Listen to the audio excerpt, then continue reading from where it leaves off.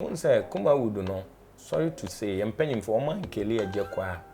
We would have gone far. Producer be quiet me ko we Agya Koo fufu. Bi ko twitwi ne nkuko me. Producer ko wo Agya Koo fufu. Bi ko twitwi ne bi ko twi nkuko. Be ye fast no be ye wo de. Enti those times ne de Agya Koo ntwantro. There was one me be kan so me no obi anya ka there was one pen one frame. Fa so Kelly Agya Koo ma ye nyina so ye call from both radio station and producers. I will say duamu mokoko ekwana na de na besi. Me Agya Koo ebia no on tran asem pe ma asem da. Be me pe na asem esan so appreciate no.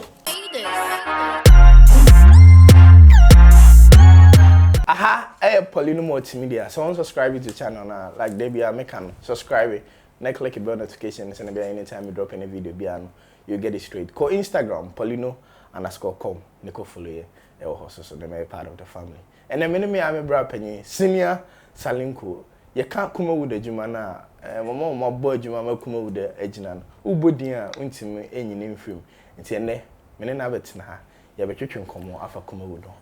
Bra, me fashion mo akaba. Yo Lino, me Joso. Number chafu we. Yesu adum me di bi dia kanam dia chef regime said the ensay. Na say abo antati line. Oh, there be a chef regime sabra body. Sa Bible say contact and because only na kwa ne hu nyansa anti dia ka wo chef regime. Ti be 40 dia medi. A sister of regime mo a enche bia no. Dia din bia atamfo be hu me afere. Okay. Aha. Ade obaha exclusive interview na unya nti unshiw data da. Bra, yenra kumawood kakra. Wafi kumawood. Seriously. Say ka say first no you guset so na mu guset so no. Wafi sa. Yeah, ma fi kumawood ba. Then ma ade ba ko be na ma fi kumawood.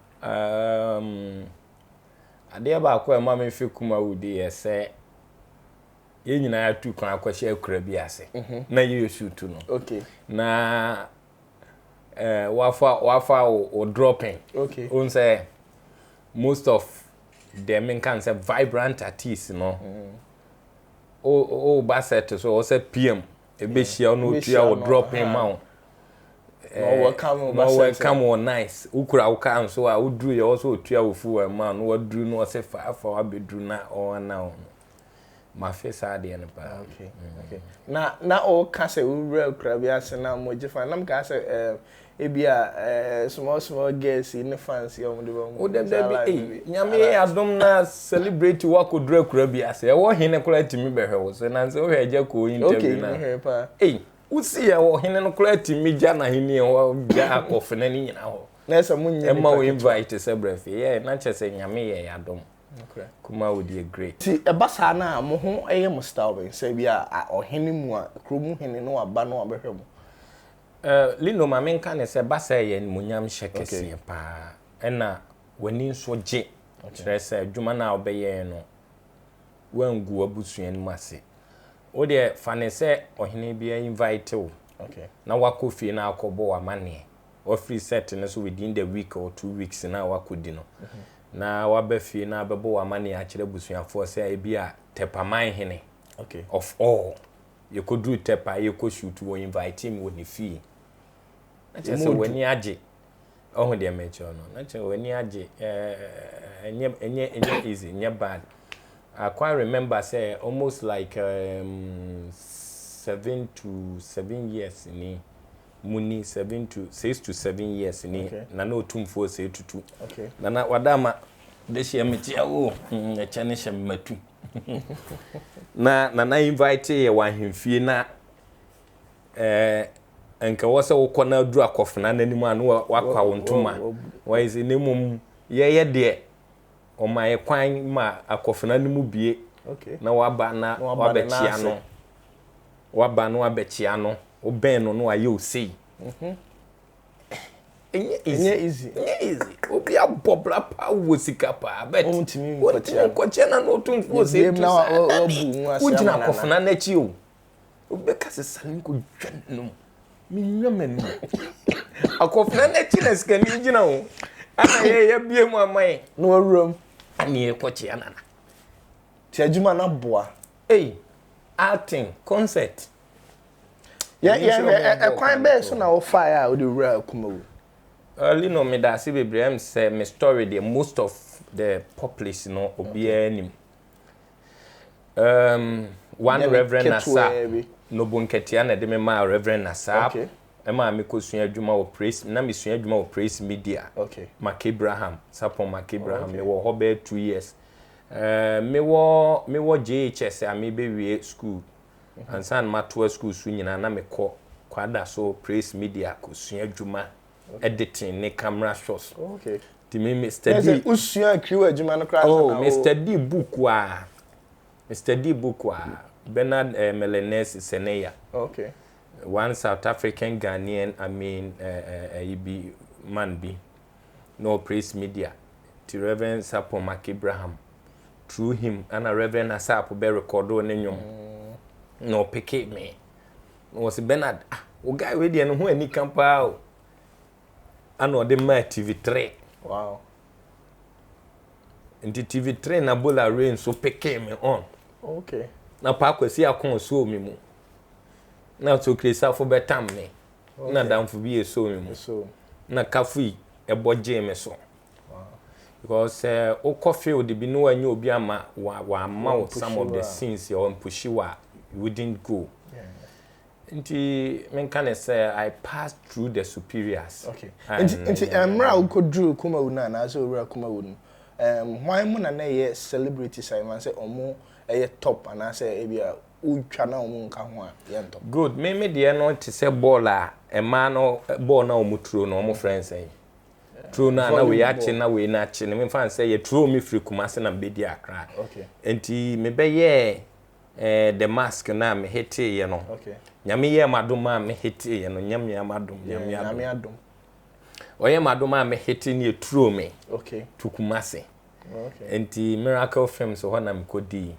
Na Miracle so de me ye konfo na na obo nipa me sonka na me de wo na ye adwuma. Okay. Wo aye nye ne hwe. Oh yeah.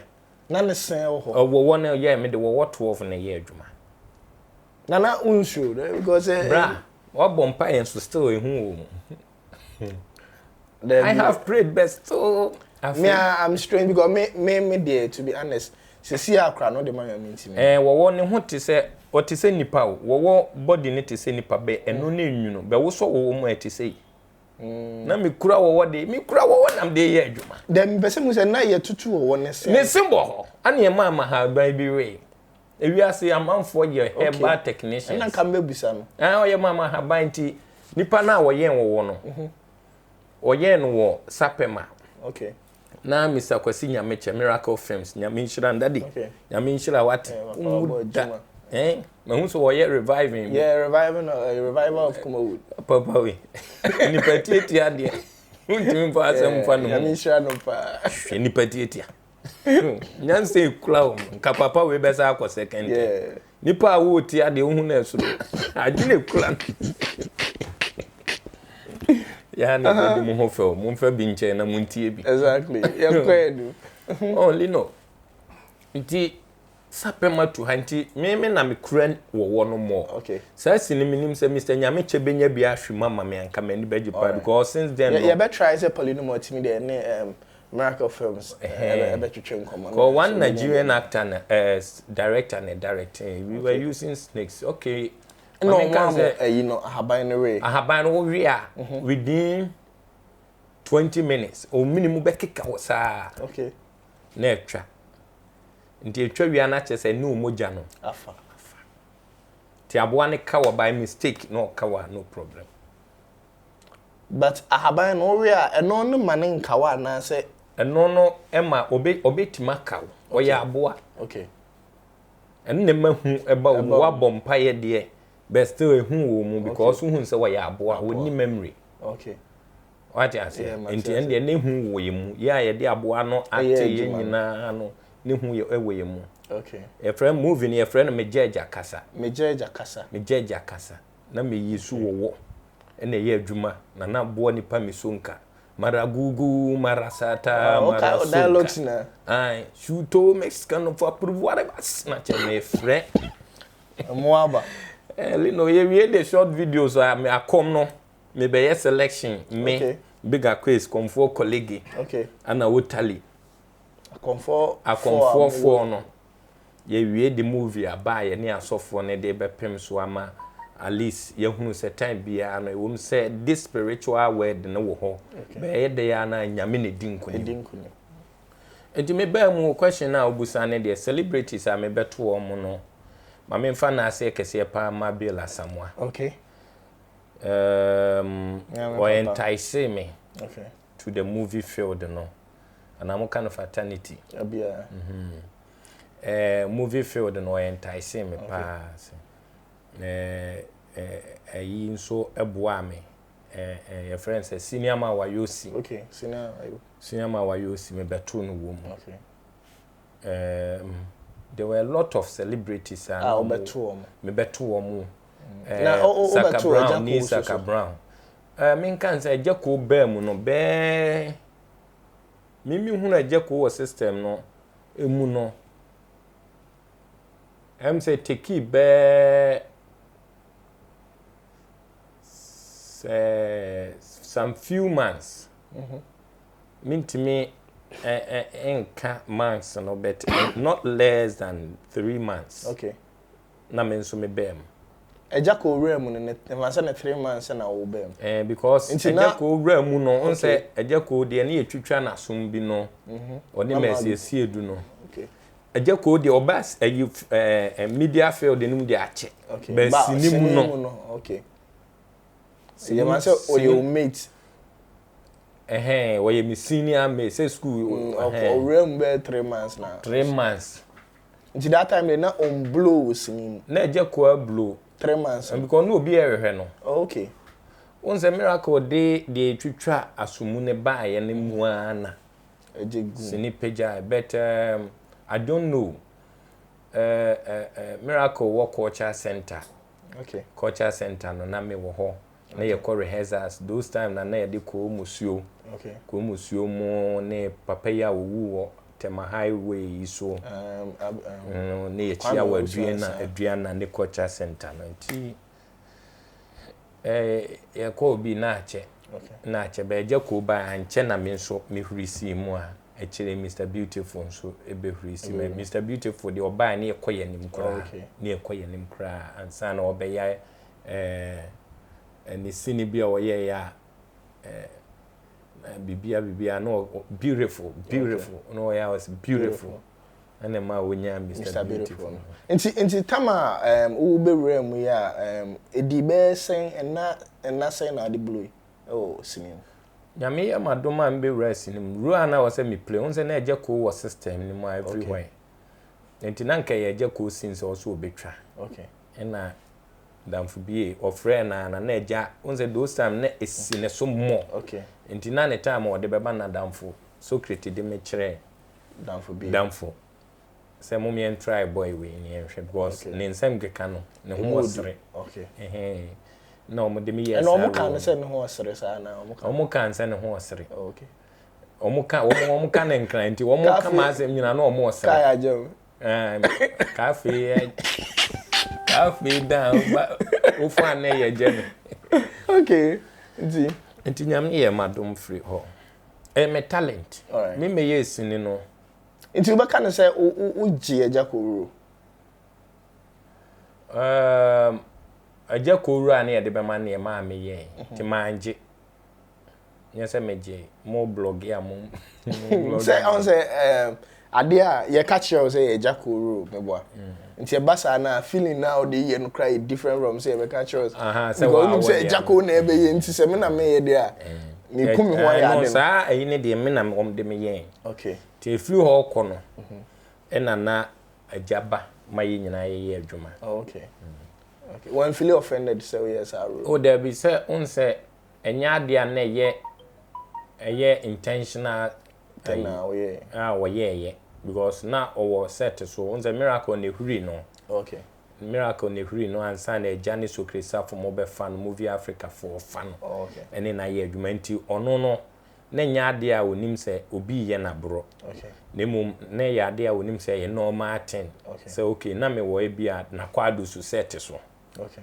ohu de meche no enti ene saade ene agya we de ye shoot into next script no na obetwa okay Matias me yeguso ene Salinko honorable na edwetwe nkomo oil Poleeno Multimedia so subscribe wate you be more exclusive Poleeno_com e Instagram so go follow your so senior enti ye kan say what blow kumawood na Agya eso edi nimre no na Agya so no say on mam tough time because e bi wo bia said bi wo ho aye de wo aba so Agya so wo so but ye pa Agya ye hu no wo experience bi bisa yeah much but I wasn't bothered a lot meaning say a lot but I wasn't bothered because our system na buy na de ye nyina no na de bi di nkrofo okay upo bi no sha another set okay producer bi kura timi ko wa Agya Koo fufu bi ko twitwe ni nkuko mia producer ko wo Agya Koo fufu bi ko twitwe ni bi ko twitwe nkuko producer or this scale wrestling nim no nai eko wo actor fufu ai said the be a wo be ye fast no be wo de enti those times ne de masa ye wo time bia and pressure is so to wa bibli mu Agya Koo no na ye kwa okay because ye na among us na nim system no de den na eko nti na mo nya offended say bibi me dey ma nya offended da e bia omo ye offended be ye old artist na okay on say sa de na wo ho okay because me ne akatechi mu ko ba bi na afi na Salinko ye ko takra de nziama ho ye ko bo program enti ye ko duru na me tekem BMW bia de ko na me team na me feel ye ko no mo de omo sisi dada sa akatechi mu de old artist omba eti omo ye na mshekem ti se ye se ba ko adwa se ade nti na ye nyina ye si na Salinko si be na me ye branding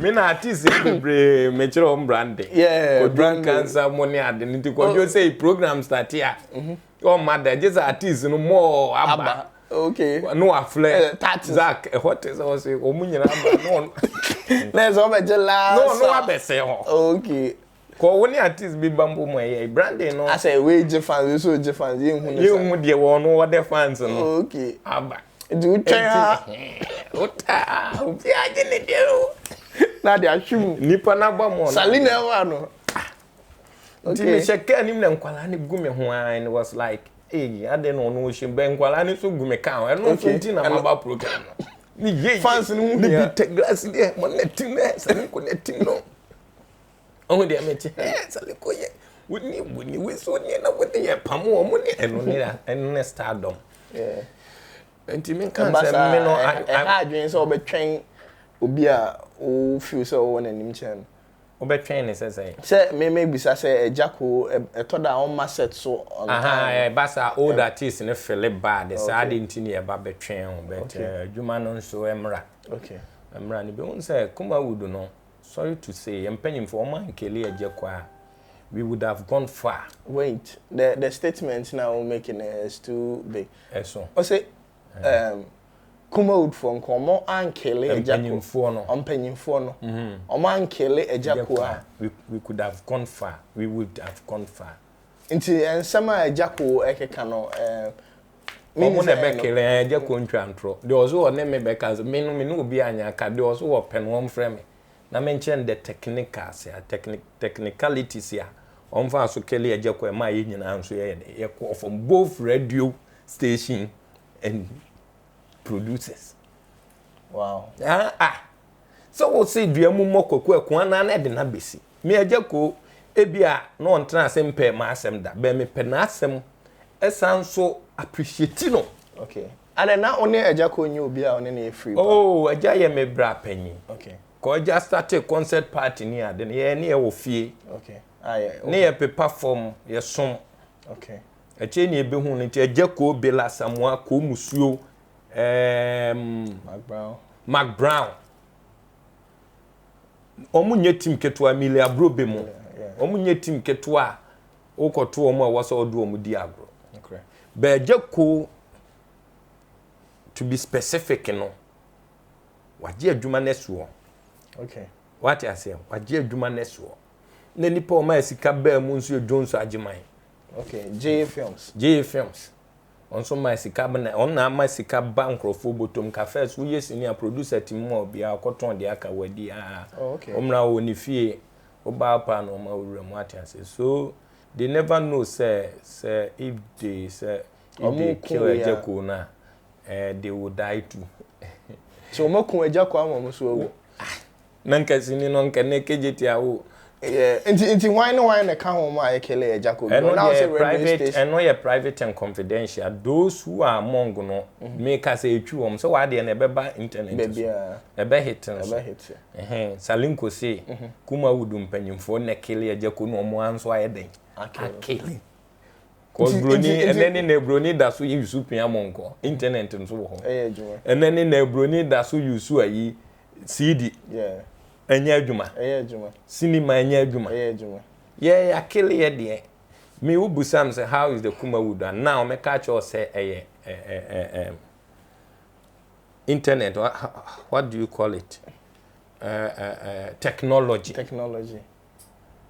but we killed it before the technology because me I was more concerned about marketing strategy and I think marketers no they changing. Oh, ana marketer we pie yenkun we o market akelo na no omnim so omo ye okay see dua mu mokoko be kwa nesi omo hwe me se me azozo me omo nim nti ya wo de se kumawood na akele marketers.